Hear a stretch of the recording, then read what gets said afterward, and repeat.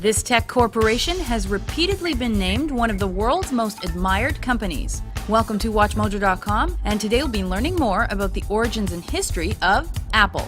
Apple Computers was founded by Steve Jobs and Steve Wozniak in Cupertino, California on April 1st, 1976. Wozniak was the engineer behind the computers, while Jobs had the mind for business. The pair struggled to keep the company afloat in early days. However, they succeeded in funding the venture without ever giving up shares in the company.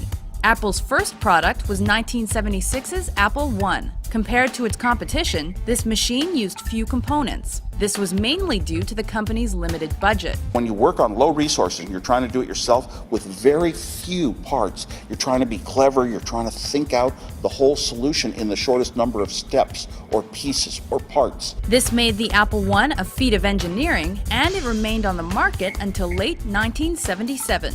The upgraded Apple II was first sold in June of that year. Ready to go right out of the box, it was a huge success commercially and is recognized for establishing the market for home computers by being accessible and affordable. The Apple II remained the company's main source of revenue for many years, and by the end of 1980, over 100,000 had been sold. 1980's Apple III was prone to overheating and was a failure for the company. However, 1980 was also the year Apple went public. The company generated more millionaires than any other before it, and the popularity of its founders was increasing. We started Apple by 1980. I was going to computer shows, and we're kind of going public. We've made a lot of money. We've been in the press long before that, Steve and I.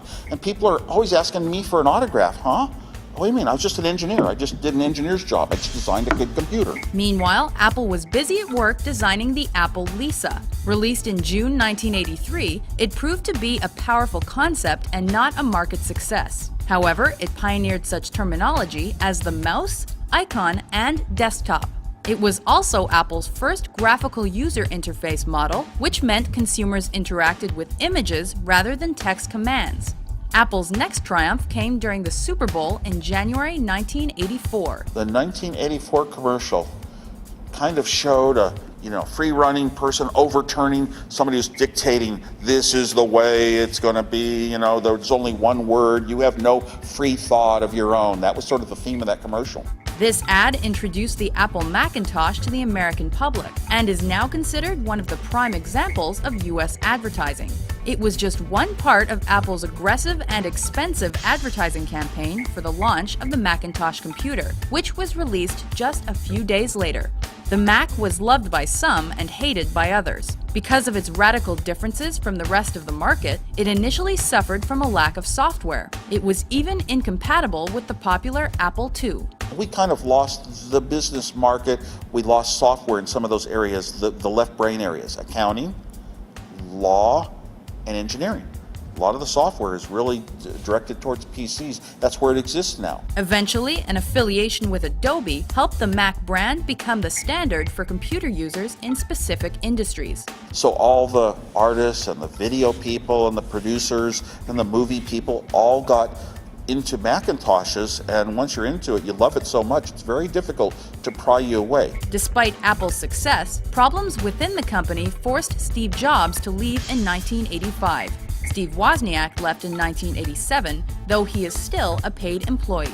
Meanwhile, Apple continued to market its two brands to different pieces of the population. The Apple II series was best for home users, while more experienced professionals tended towards the Macintosh. However, by the 1990s, Apple was struggling. IBM was handily winning the marketplace on the success of Windows. When IBM came out, they had sales forces in all the big businesses, and the market for home computers really wasn't going to fit the Apple II well. The market for small business computers was much huger. At the end of 1996, Apple purchased Steve Jobs' new company, Next, and brought the founder back into the fold.